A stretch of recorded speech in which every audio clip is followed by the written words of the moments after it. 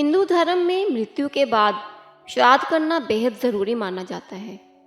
मान्यता अनुसार अगर किसी मनुष्य का विधि पूर्वक श्राद्ध और तर्पण ना किया जाए तो उसे इस लोक से मुक्ति नहीं मिलती और वह रुष्ट हो जाते हैं। आजकल बहुत से लोगों को ये नहीं पता होता कि श्राद्ध क्या होते हैं, श्राद्ध क्यों डाले जाते हैं। आजकल की जनरेशन में भी बहुत कम लोग यह बात जानते हैं। श्राद्ध कर तो लेते हैं लेकिन पता नहीं होता कि श्राद्ध क्या होते हैं, श्राद्ध क्यों ज़रूरी होते हैं, श्राद्ध में क्या दिया जाता है, श्राद्ध में कौओं का क्या महत्व होता है, जो कौओं का ग्रास निकाला जाता है वह क्यों निकाला जाता है, उसका क्या लॉजिक है, यह श्राद्ध करने की विधि क्या है। तो चलिए आज की वीडियो में हम इसी चीज़ के बारे में बताएंगे कि पितृपक्ष का क्या महत्व होता है, श्राद्ध क्या है, श्राद्ध देना ज़रूरी क्यों होता है, श्राद्ध में दिया क्या जाता है और श्राद्ध में कौओं का क्या महत्व होता है और श्राद्ध की विधि क्या है। पुराणों के अनुसार जो भी वस्तु उचित काल या स्थान पर पितरों के नाम उचित विधि द्वारा ब्राह्मणों को श्रद्धापूर्वक दिया जाए वह श्राद्ध कहलाता है। श्राद्ध के माध्यम से पितरों को तृप्ति के लिए भोजन पहुंचाया जाता है। पिंड रूप में पितरों को दिया गया भोजन श्राद्ध का एक अहम हिस्सा होता है। पितरों के लिए श्रद्धा से किए गए मुक्ति कर्म को ही श्राद्ध कहते हैं तथा तृप्त करने की क्रिया और देवताओं, ऋषियों या पितरों को तिल मिश्रित जल अर्पित करने की क्रिया को तर्पण कहते हैं। तर्पण करना ही पिंडदान करना है। श्राद्ध पक्ष का महात्म्य उत्तर व उत्तर पूर्व भारत में ज़्यादा है। वेदों में श्राद्ध को पितृयज्ञ कहा गया है। यह श्राद्ध तर्पण हमारे पूर्वजों, माता पिता और आचार्य के प्रति सम्मान का भाव होता है। यह पितृयज्ञ संपन्न होता है संतानोत्पत्ति और संतान की सही शिक्षा दीक्षा से। इसी से पितृ ऋण भी चुकता होता है। श्राद्ध देना क्यों ज़रूरी है? माना जाता है कि अगर पितृ रुष्ट हो जाएं तो मनुष्य को जीवन में कई समस्याओं का सामना करना पड़ता है। पितरों की अशांति के कारण धन हानि और संतान पक्ष से समस्याओं का भी सामना करना पड़ता है। संतानहीनता के मामलों में ज्योतिषी पितृदोष को अवश्य देखते हैं।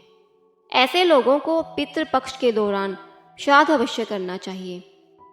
माना जाता है कि आशीवन मास के पितृपक्ष में पितरों को अपने पुत्र पौत्र आदि से यह आशा रहती है कि वह उन्हें अन्न जल से संतुष्ट करेंगे।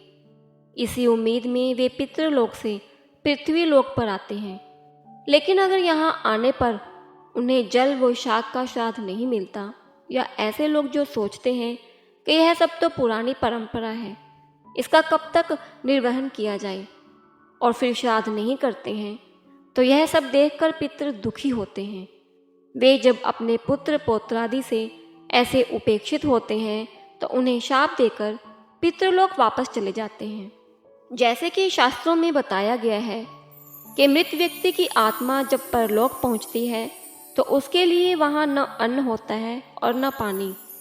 इस स्थिति में अगर उसके पुत्र पौत्रादि भी अन्न जल नहीं देते हैं तो पितरों की आत्मा को परलोक में भूख प्यास से अत्यंत भयंकर पीड़ा होती है। जो लोग अपने पितरों का श्राद्ध नहीं करते हैं उनके पितृ दुखी रहते हैं। इसका परिणाम यह होता है कि घर परिवार में कभी संतान को कष्ट होता है तो कभी घर के मुखिया को, यानी कि आए दिन कुछ ना कुछ दिक्कतें होती ही रहती हैं। इसलिए कहा गया है कि पूर्वजों का श्राद्ध कभी भी भूलना नहीं चाहिए। श्राद्ध में तिल, चावल, जौ आदि को अधिक महत्व दिया जाता है। साथ ही पुराणों में इस बात का भी जिक्र है कि श्राद्ध का अधिकार केवल योग्य ब्राह्मणों को है। श्राद्ध में तिल और कुशा का सर्वाधिक महत्व होता है। श्राद्ध में पितरों को अर्पित किए जाने वाले भोज्य पदार्थों को पिंडी रूप में ही अर्पित करना चाहिए। श्राद्ध का अधिकार पुत्र, भाई, पौत्र, परपौत्र समेत महिलाओं को भी होता है। ब्राह्मणों को भोजन कराने के लिए पत्तल, तांबे, पीतल, चांदी और कांसे आदि के बर्तन ही प्रयोग करने चाहिए। श्राद्ध के दिन ब्राह्मण को गाय के दूध से बनी चीज़ें जैसे खीर, मिष्ठान आदि खिलाएं। ब्राह्मण भोजन में ध्यान रखें कि कोई भी बासी व्यंजन परोसा न गया हो। श्राद्ध में कौओं का क्या महत्व होता है?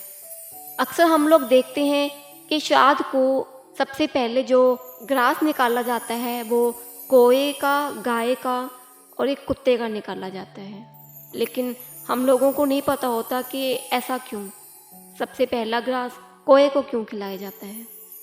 कौए को पितरों का रूप माना गया है। मान्यता है कि श्राद्ध ग्रहण करने के लिए हमारे पितृ कौए का रूप धारण कर नियत तिथि पर दोपहर के समय हमारे घर आते हैं। अगर उन्हें श्राद्ध नहीं मिलता तो वे रुष्ट हो जाते हैं। इस कारण श्राद्ध का प्रथम अंश कौओं को दिया जाता है। अगर कौए नहीं मिल रहे हैं तो किसी भी पक्षी को भोजन कराया जा सकता है, लेकिन कौए को ही खिलाया जाए यही उत्तम होता है। गरुड़ पुराण में लिखा है कि कौवा यमराज का संदेश वाहक है। श्राद्ध पक्ष में कौओं को खाना खिलाने से यमलोक में पितृ देवताओं को तृप्ति मिलती है। प्राचीन शास्त्रों के अनुसार यम ने कौवे को वरदान दिया था कि तुम्हें दिया गया भोजन पूर्वजों की आत्मा को शांति देगा। बस तभी से ये प्रथा चली आ रही है। श्राद्ध किस विधि से करना चाहिए? गरुड़ पुराण के अनुसार पिंडदान या तर्पण हमेशा एक सुयोग्य पंडित द्वारा ही कराना चाहिए। उचित मंत्रों और योग्य ब्राह्मण की देखरेख में किया गया श्राद्ध सर्वोत्तम होता है। इस दिन ब्राह्मणों और गरीबों को दान अवश्य करना चाहिए। साथ ही पशु पक्षियों जैसे कि विशेषकर गाय, कुत्ता या कौए को भोजन कराना चाहिए। पितरों का श्राद्ध मृत्यु तिथि पर ही करना चाहिए, लेकिन अगर यह न मालूम हो तो आशीवन अमावस्या के दिन सर्व पितृ श्राद्ध योग होता है। इस दिन को शुभ मानकर पितरों को श्राद्ध अर्पित करना चाहिए। पितरों का श्राद्ध अगर गया या गंगा नदी के किनारे किया जाए तो वह सर्वोत्तम होता है। ऐसा ना होने पर जातक घर पर भी श्राद्ध कर सकते हैं। पितृपक्ष के दौरान जिस दिन पूर्वजों की मृत्यु की तिथि हो उस दिन व्रत करना चाहिए। इस दिन खीर और अन्य कई पकवान बनाने चाहिए। दोपहर के समय पूजा शुरू करनी चाहिए। अग्नि कुंड में अग्नि जलाकर या उपला जलाकर हवन करना चाहिए। इसके बाद ब्राह्मण या योग्य पंडित की सहायता से मंत्रोच्चारण करने चाहिए। पूजा के बाद जल से तर्पण करना चाहिए। इसके बाद गाय, काले कुत्ते और कौए के लिए ग्रास निकाल देना चाहिए। इन्हें भोजन देते समय अपने पितरों का ध्यान करना चाहिए और मन ही मन उनसे निवेदन करना चाहिए कि आप आएं और यह श्राद्ध ग्रहण करें। पशुओं को भोजन देने के बाद तिल, जौ, कुशा, तुलसी के पत्ते, मिठाई और अन्य पकवान ब्राह्मणों को परोसकर उन्हें भोजन कराना चाहिए। भोज कराने के बाद ब्राह्मण को दान अवश्य देना चाहिए। ऐसा माना जाता है कि जो व्यक्ति नियम पूर्वक श्राद्ध करता है वह पितृ ऋण से मुक्त हो जाता है। पितृ श्राद्ध पक्ष में किए गए दान और श्राद्ध से पितृ प्रसन्न होते हैं और जातक को सदैव स्वस्थ, समृद्ध और खुशहाल होने का आशीर्वाद देते हैं।